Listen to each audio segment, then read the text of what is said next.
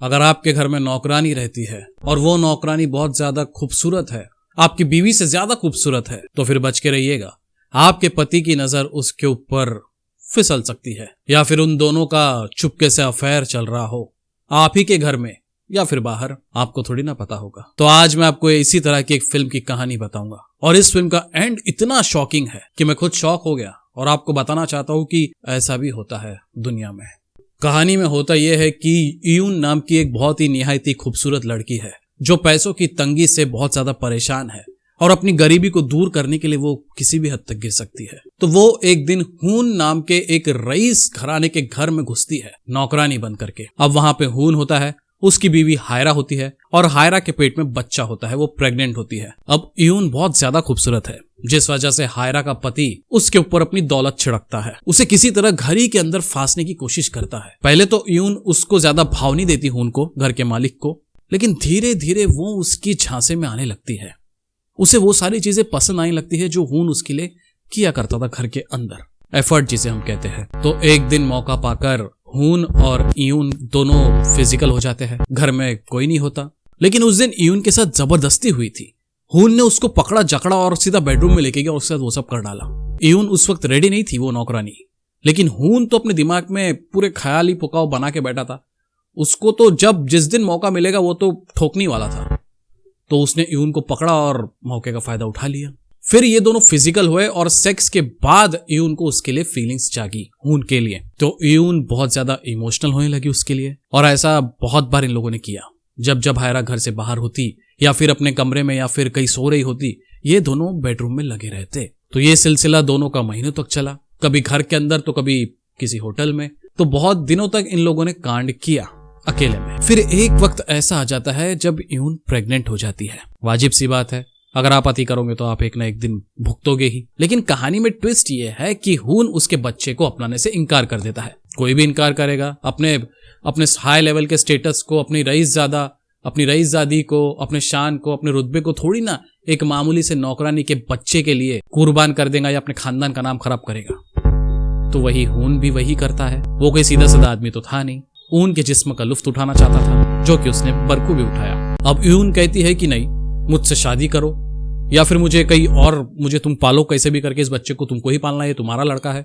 लेकिन हून इस बात से राजी नहीं था। तो धीरे धीरे यून का पेट बाहर आने लगता है। फिर ये बात पूरे घर के अंदर फैल जाती है। हायरा की माँ आ जाती है। हायरा, उसकी माँ, यून, घर में सबको पता चल जाता है कि हून ने यून को प्रेग्नेंट किया। उसके बाद क्या होता है? उसके बाद हायरा अपने पति को माफ कर देती है, दोनों को माफ कर देती है। और हायरा की माँ एक सुझाव रखती है यून के आगे कि बेटा अपना बच्चा गिरा दे, वरना आज नहीं तो कल तुझे दुनिया से उठा देंगे। तो उसके ऊपर बहुत ज्यादा प्रेशर डाला जाता है यून के ऊपर। वो मेंटली उसको बहुत ज्यादा टॉर्चर किया जाता है बच्चा गिराने के लिए। एक बार तो उसको जान से मारने की भी साजिश भी इस परिवार ने रची, खुद हून उसमें शामिल था। तो वो बहुत ज्यादा अकेली और अंदर से टूट जाती है। जैसा कि आप जानते हैं कि गरीबों को, पिछड़े मुलजुमों को किस तरह से काबू करना आसान होता है अमीरों के लिए। तो वैसी वाली फीलिंग आपको इस फिल्म को देखकर आएगी। अब आगे क्या होता है? हून क्या फैसला लेती है? हून एक ऐसा खतरनाक फैसला लेती है जो कोई भी औरत कभी नहीं लेना चाहेगी। और मैं नहीं चाहता कि कोई भी लेडीज इस तरह की मुसीबत में आकर इस तरह से अगर फंस जाती है तो ऐसा कदम उठाए जो ऊन ने उठाया। यून का बच्चा ये फैमिली गिरा देती है। बेचारी बहुत रोती है अकेले में। हून भी उसको धुतकार देता है, उसके बच्चे को अपनाने से इनकार कर देता है पूरी तरह से। माफ कीजिएगा, बच्चा तो अभी तक दुनिया में आने नहीं दिया गया। यून को अपनाने से इनकार कर देता है हून। उसे पैसे खिलाकर कई दूर चले जाने को कहता है, लेकिन यून जाती तो जाती कहां। वो हून से बहुत ज्यादा अटैच थी, वैसे भी उसको हून से प्यार हो गया था। अब इस परिवार से बदला लेने के लिए हून ने उसी घर में अपने आप को जिंदा चला दिया किचन के अंदर, ताकि ये परिवार ताउम्र गिल्ट में जिए कि उन्होंने एक लड़की के साथ गलत किया, एक माँ के साथ गलत किया। और इस गलती की सजा जमीन पर भी नहीं बल्कि ऊपर आसमान में भी ना हो जब ये लोग मर जाए। ये ताउम्र घुट घुट के जिए, ये उनकी मंशा थी और वो इस तरह से अपना बदला लेती है खुद को मार करके। तो ये इस फिल्म की कहानी थी, जो कि आमतौर पर ऐसा हो चुका है, रियलिस्टिक कहानी है। ये इंसान रिलेट कर सकता है क्योंकि ऐसा होता आया और ऐसा होता भी होगा। दबे कुचले लोग अपनी जान देते हैं इस तरह से, या फिर उनको पैसा देकर उनका मुंह बंद किया जाता है। और एक बात नोट कर लीजिए कि ये फिल्म बच्चों के लिए नहीं है। इसमें खुल्लम खुल्ला सब कुछ दिखाया गया है, क्योंकि ये फिल्म बहुत एडल्ट है। ये फिल्म बच्चों के लिए नहीं है। बच्चे इस कंसेप्ट को देखे भी ना, क्योंकि उनके बस की मतलब उनके दिमाग के ऊपर से जाएगा ये कंसेप्ट। तो ये बड़ों के लिए ही है और इसमें सब वो सीन्स है। एडल्ट तरीके की ये मूवी बनाई गई है, अगर मैं शॉर्ट में आपसे कहूँ। तो बड़े ही इस फिल्म को देखें। डेली मोशन पर आपको ये मूवी मिल जाएगी।